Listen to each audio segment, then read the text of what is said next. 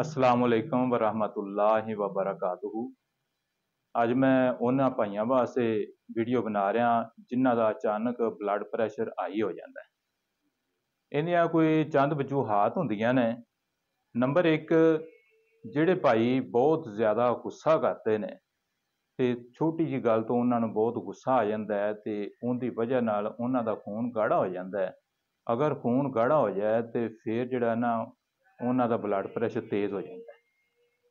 Number 2, ਕੁਝ ਐਸੇ ਭਾਈ ਨੇ ਜਿਹੜੀਆਂ ਬਾਜ਼ਾਰੀ ਚੀਜ਼ਾਂ ਜਿਹੜੀਆਂ ਨੇ ਬਹੁਤ ਇਸਤੇਮਾਲ ਕਰਦੇ ਨੇ ਤੇ ਬਾਜ਼ਾਰੀ ਖਾਣੇ ਖਾਂਦੇ ਨੇ, ਉਹਨਾਂ ਦੀ ਵਜ੍ਹਾ ਨਾਲ ਵੀ ਬਲੱਡ ਪ੍ਰੈਸ਼ਰ ਤੇਜ਼ ਹੋ ਜਾਂਦਾ ਹੈ।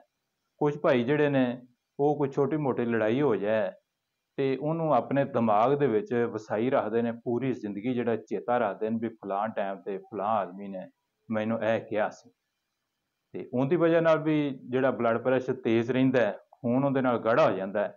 ਮੈਂ ਇਹਦੇ ਵਾਸਤੇ ਤੁਹਾਨੂੰ ਬਹੁਤ ਅੱਛਾ ਤੇ ਸਸਤਾ ਜਿਹਾ ਇਲਾਜ ਦੱਸਣ ਲੱਗਾ ਜਿਹਦੇ ਨਾਲ ਬਲੱਡ ਪ੍ਰੈਸ਼ਰ ਜਿਹੜਾ ਹੈ ਇਨਸ਼ਾਅੱਲਾ ਹਾਈ ਨਹੀਂ ਹੁੰਦਾ। ਤੁਸੀਂ ਸਸਤੀਆਂ ਜਿਹੀਆਂ ਚੀਜ਼ਾਂ ਨੇ। ਨੰਬਰ 1 ਅਦਰਕ ਲੈਣਾ ਹੈ, ਨੰਬਰ 2 ਲਹਿਸਨ, ਤੇ ਨੰਬਰ 3 ਅਨਾਰਦਾਨਾ ਲੈ ਲੈਣਾ ਹੈ, ਤੇ ਨੰਬਰ 4 ਪੁਦੀਨਾ।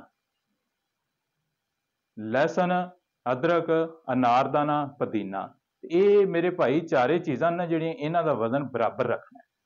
ਜਿਵੇਂ ਅਗਰ ਲਹਿਸਨ ਤੁਸੀਂ ਇੱਕ ਪਾਈਆ ਲੈ ਲਿਆ, ਅਦਰਕ ਵੀ ਪਾਈਆ ਲੈ ਲਿਆ, ਅਨਾਰਦਾਨਾ ਵੀ ਪਾਈਆ ਲੈਣਾ ਹੈ ਤੇ ਪੁਦੀਨਾ ਵੀ ਪਾਈਆ ਲੈ ਲੈਣਾ। ਅਗਰ ਤੁਸੀਂ ਥੋੜਾ ਕਰਨਾ ਹੈ ਨੁਸਖਾ ਤੇ ਇਸ ਤੋਂ ਅੱਧਾ ਅੱਧਾ ਵੀ ਲੈ ਲਓ। ਇਹਨਾਂ ਚਾਰਾਂ ਚੀਜ਼ਾਂ ਨੂੰ ਤੁਸੀਂ ਕੁੱਟ ਲੈਣਾ ਤੇ ਕੁੱਟ ਕੇ ਤੇ ਇਹਦੀ ਚਟਨੀ ਬਣਾ ਲੈਣੀ।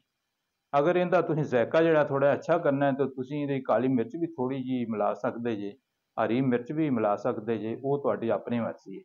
ਇਹ ਚਟਨੀ ਬਣਾ ਕੇ ਤੇ ਆਪਣੇ ਕੋਲ ਰੱਖੋ। ਸਵੇਰ ਦੇ ਟਾਈਮ ਤੇ 1 ਚਮਚ ਇਸਤੇਮਾਲ ਕਰਨਾ ਹੈ ਤੇ ਸ਼ਾਮ ਦੇ ਟਾਈਮ ਤੇ ਵੀ 1 ਚਮਚ ਖਾਣੀ ਹੈ ਭਰ ਕੇ। ਤੇ ਇਨਸ਼ਾਅੱਲਾ ਜਿੰਨਾ ਚਿਰ ਤੁਸੀਂ ਇਹ ਖਾਂਦੇ ਰਹੋਗੇ ਤੁਹਾਨੂੰ ਮਹਿਸੂਸ ਹੋਵੇਗਾ ਵੀ ਤੁਹਾਡਾ ਮਿਹਦਾ ਵੀ ਠੀਕ, ਬਲੱਡ ਪ੍ਰੈਸ਼ਰ ਵੀ ਤੁਹਾਡਾ ਠੀਕ।